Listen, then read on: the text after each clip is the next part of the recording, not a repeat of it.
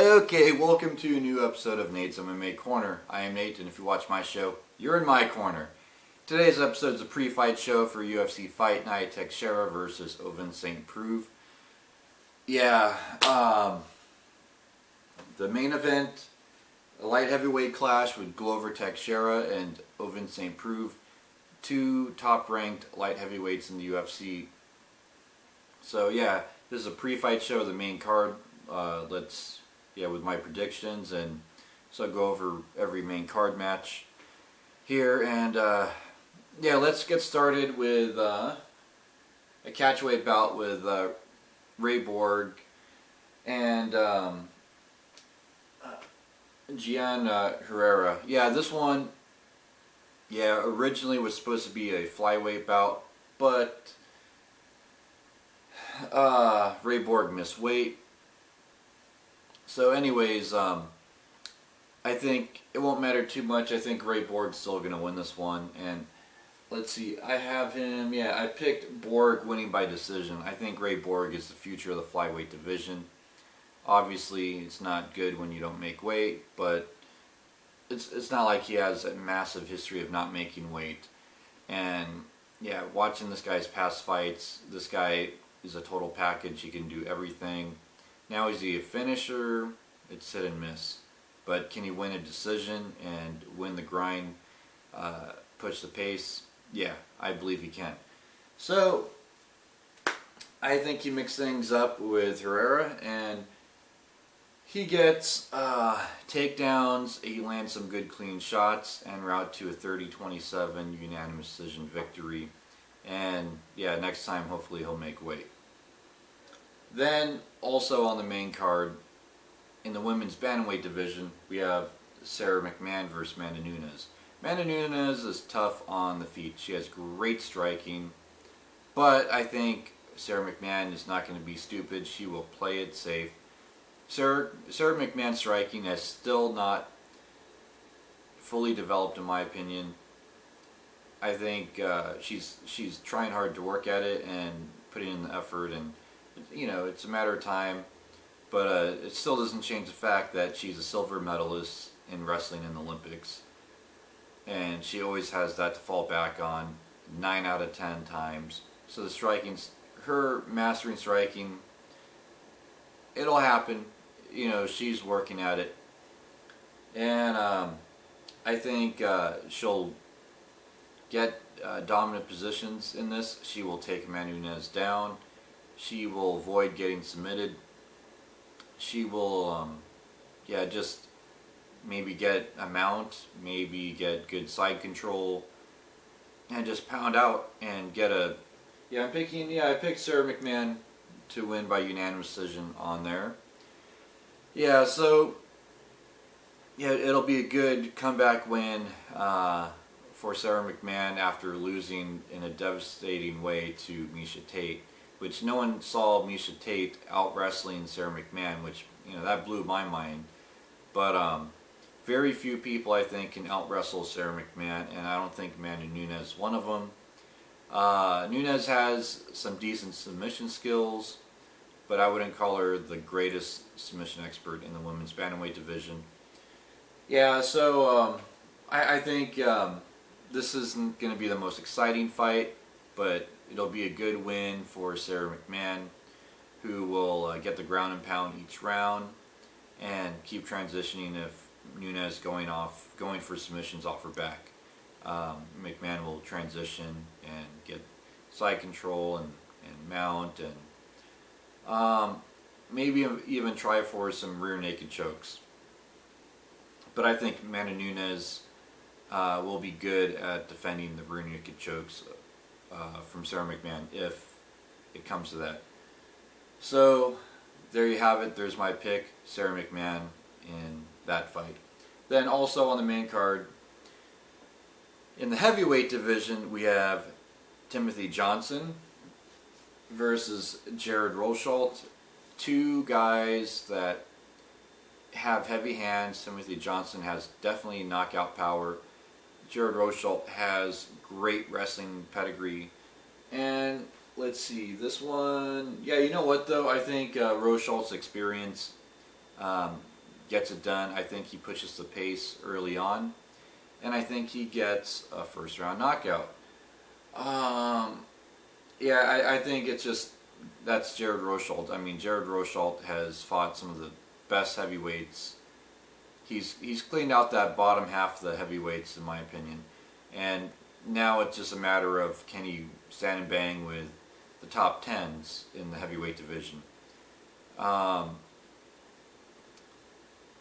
You know, Timothy Johnson's not a top 10 yet, and yeah, you got Jared Rosholt, who has wrestling, has heavy hands, and I think eventually he will land. If anything, he gets a takedown and he pounds out Timothy Johnson and gets the victory that way, rather than getting the knockout on stand-up. Which I think Jared Rosholt is more likely to get referee stoppage, a knockout victory, TKO victory by ground and pound in the first round than by stand-up.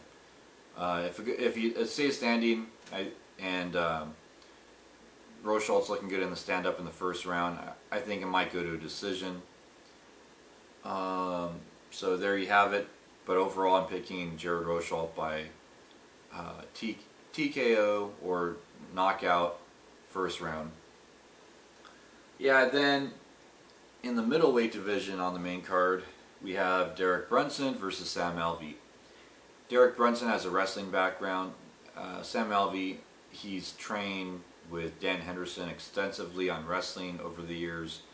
So that's how I have this fight, is I have Derek Brunson trying to use his wrestling, and Sam Alvey having learned some good wrestling takedown techniques from Dan Henderson, stuffing the takedowns of Derek Brunson and getting the quick knockout. I would say maybe 3 or 4 minutes in the first round. I mean, Sam Alvey, he's won his last 3 fights by first round knockout.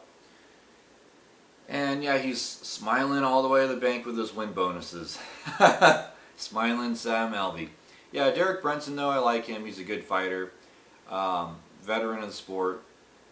Had battles, you know, with the likes of Lorenz Larkin and other great talents in the UFC.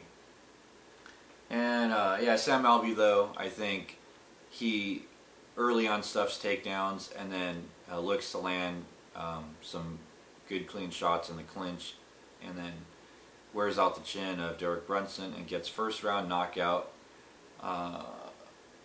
Yeah, for Sam Alvey, and then Sam Alvey will definitely move up the ladder with this fight. Yeah, then in the co-main event of this fight night, we got, in the lightweight division, Michael Johnson versus Beneil Dariush. Okay, yeah, I love both these guys. Both of them are explosive, exciting fighters. Michael Johnson, he has pretty good wrestling and decent stand-up. But Beneil, he has killer kickboxing. And he has great Brazilian Jiu-Jitsu skills. So I think that Beneil Dariush gets it done. And yeah, I picked Beneil by decision, unanimous on this fight. Maybe by split decision.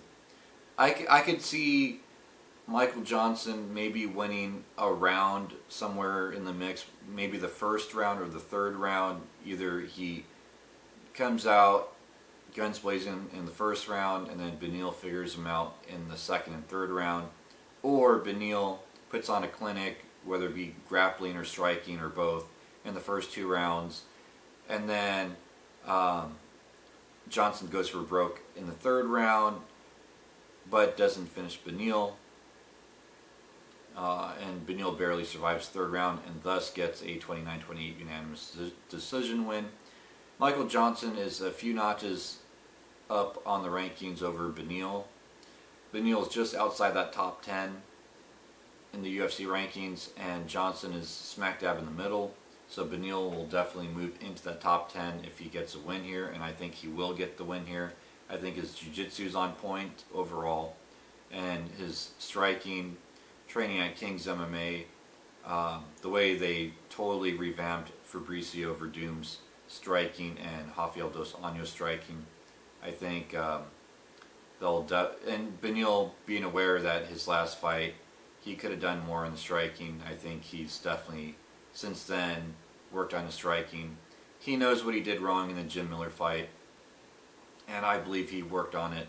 So I believe that he will look as good or better in this fight, which he must, to do against a guy like Michael Johnson. And well, he does it, and I'm picking him by unanimous decision. There you have it. I'm picking Beneil Dariush over Michael Johnson by unanimous decision in the lightweight division on this main card. Then, last but not least, of course, we've got our main event of the night. In the light heavyweight division, we have Glover Teixeira versus Ovince Preux. Ovince Preux, Strikeforce veteran. He's had some impressive wins over Mauricio Shogun Hua and some other stars in the UFC. Glover Teixeira, he's had lackluster wins, over Rampage Jackson, and well, he tried his best against John Jones.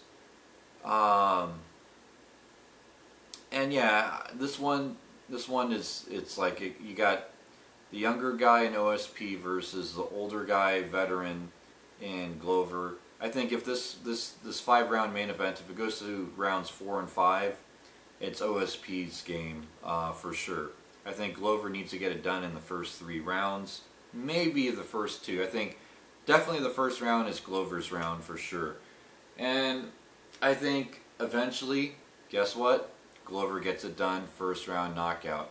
I think OSP, he tries to really get in there with Glover, and Glover has submission skills and he has great boxing.